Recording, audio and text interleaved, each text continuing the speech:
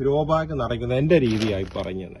ഇത് കണ്ടത്തിലെ ചേറ് ഒരു 4 ദിവസത്തോളം വെയിലത്തിട്ട് നന്നായിട്ട് ഉണക്കിയതാണ് കണ്ടോ. ഇത് ആട്ടിൻ കാഷ്ടം പൊടിഞ്ഞ്, അതായത് ട്രൈക്കോമയും കൂടെ വേപ്പ് പിണ്ണാക്കും കൂടെ ചേർത്ത് 15 ദിവസത്തോളം വെച്ചിരുന്നതാണ് കണ്ടോ. സമ്പുഷ്ടീകരിച്ച ആട്ടിൻ കാഷ്ടം. ഇത് വേപ്പിൻ കുരു പൊടിച്ച് പൊടി. ഇത് മീറ്റ് പ്രൊഡക്റ്റ് ഓഫ് ഇന്ത്യയുടെ MBIയുടെ എല്ലുപൊടി. ഇതാണ് യഥാർത്ഥ എല്ലുപൊടി. ഇച്ചിരി വില കൂടുതലാണെങ്കിൽ ഇത് ചേർക്കാവും.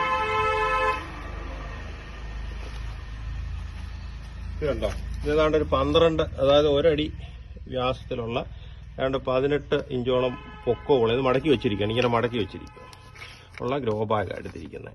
ഇതിനകത്താണ്ട് 1/4 ഭാഗത്തിന് മേളിൽ ഞാൻ കരിയില നിറച്ചു, അതും പ്ലാവിൻ്റെ കരിയിലയാണ്. ഇനിയും ആദ്യം നമ്മൾ